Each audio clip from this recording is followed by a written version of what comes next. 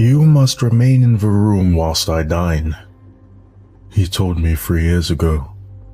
"But face the wall and do not turn around until I've eaten every last crumb." I nodded. "How will—" "I will tell you when I've finished," he brashly interrupted, having anticipated my question. And when I made the mistake of breaking his one rule, I saw something terrifying. I hate to disappoint you, but I won't endanger myself of naming this world-famous figure. I've been lying low since February, praying to never cross his path again. I moved from Los Angeles to Toronto, put more than 2,000 miles of deserts, mountains, and woodland between that man and me. Yet, I still feel watching eyes upon me. Every single day, I fear that he hopes to silence me before I spill his secret. That's why I won't tell you to run from LA. Nowhere is safe from him. Instead, I'm hoping that putting this story out there will give him no reason to silence me. You're all about to learn the truth, so he'll have to tread carefully in the future. Right? I know I've not named him, but I've put a spotlight on the horrors of the hills. This is a Hollywood icon, and I cooked his lunches and dinners every day from November of 2021 to February of 2024. But one particular lunchtime, an act of recklessness brought my employment to an end. A flatbread topped with charred spring onions, chili flakes, and feta. That was the dish. A modest lunch for a self-proclaimed modest man. Perfectly ordinary food. I didn't serve the heart of a stillborn babe. Not the ribs of some famous rival. Just a light, nutritious dish to bridge breakfast and dinner. That day was the same as any other, so I don't know why I did it. Looked, I mean. I'd spent 3 years cooking for my client, and I'd never previously questioned his only rule. I hadn't dreamt of disobeying him, as he paid such a disgustingly inflated salary. Not until one ordinary day in late February. I placed the flatbread on the table, walked over to the kitchen counter, then focused my gaze on the wall ahead, twiddled my thumbs and waited patiently whilst he tucked noisily into his meal. That was something I'd always noticed. The sound. The slaps and smacks of his lips, tongue, and teeth meeting various food textures. I don't have misophonia, but that man managed to produce sounds which utterly perturbed me. I don't care about those who talk whilst they eat. I don't even care about those who eat with their mouths open. No, the racket of this man feasting disturbed me because it always sounded like more than one person eating. There were even the distant sounds of what I'd convinced myself were tiny voices, as if the man had spent 4 years sneaking friends to the kitchen behind my back, as if they were speaking amongst themselves in hushed tones, muttering old phrases. Not food reviews, but comments on culture, comments on countries and histories. This tells us, in the mountains of Malaysia 400 years ago. The snippets of insights were always too quiet to fully distinguish.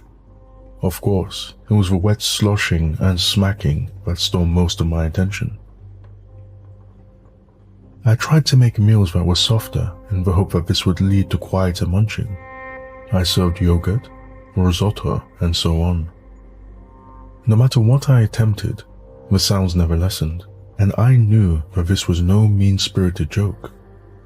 He wasn't sharing a meal with hidden guests, though I certainly wouldn't have been the first woman to find myself at the receiving end of his bizarre antics. Believe me, over the years I considered numerous scenarios in my head, but none of them felt right. None of them warmed my chilled flesh whilst that awful man ate, so I eventually broke. Something came over me. Madness, I suppose. Born of years working in a draining environment, or for a healthy heap of bucks. Well, I'd passed my threshold. The money no longer mattered. I had to know. I turned away from the wall. The man at the kitchen table was not eating, not in any human sense of the word. The sides of his face had opened like the skin of a tangerine, revealing neither hidden tissue nor bone beneath. There was a crater within his skull, a crater into which he was shoveling torn strips of my lovingly cooked flatbread. The meal was not disappearing into a mouth. There was no mouth below the celebrity's unzipped face. Chunks of bread and toppings were washing over a dozen rolling eyeballs, each with a black sclera, a white iris, and a red pupil. Inhuman eyes. Eyes that were not consuming the food, but letting the broken fragments slide off their rolling surfaces, as if absorbing the meal's secrets, learning something from it, and the flatbread did not disappear into the body below. It disintegrated in the black, watery film coating those many eyes. I was too haunted to scream, but I had already been detected. The celebrity stopped. His hand hovered, and those many eyes, coated in the dissolving crumbs of my meal, swiveled to face me. Then the man started to tremble violently, crushing the remaining handful of flatbread in the pit of his palm. I allowed my mouth to release a meek whimper as flecks of bread clattered against the china plate below. My eyes had already flitted towards the kitchen surface and the lobby beyond it. The front door was in sight, and my weak legs carried me towards it. But the man did not need to stand to pursue me. He punched his arm forward, and a long reptilian tentacle tore through his open palm, escaped from his prison of human skin, then shot across the kitchen towards me. I was already crossing the lobby as the lunging limb hissed at me from its black scales. I felt the alien arm's stale breath against my back, cutting through my t-shirt as that man sought my flesh, not to eat, but to wash over his many eyeballs. He wanted to soak me up, study me, and as I thought of all the womanizing he'd done over the years, the many flings who'd come and gone, I wondered whether any of them had met that fate. I fumbled with the latch for an eternal second, flung the door open and triumphantly made it to the porch, but the fine prick of a sharp limb caught my spine as I stumbled into the driveway, instantly stained my shirt with a staggeringly large pool of blood. Yelping in agony, I pushed onwards, pushed across the driveway, scaled the fence, and ran through the streets of Beverly Hills. I remember little of what followed, barely remember how I ended up in Toronto, in all honesty. I know that I abandoned everything, my home, my friends, my family, and my life. In spite of that, this nightmare isn't over. For months, I felt something watching me. I'm convinced, just as I'm convinced that this celebrity eats more than people food. I will handle my own breakfasts, the staff firmly told me back in 2021. I replied, "Are you sure? I make mean." "You would not want to cater to my morning needs," he half growled. At the end of the day, this is more than getting the truth out there. More than that, hopefully, protecting myself from him.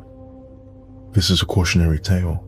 No matter how good the pay, do not become any celebrity's personal chef in LA.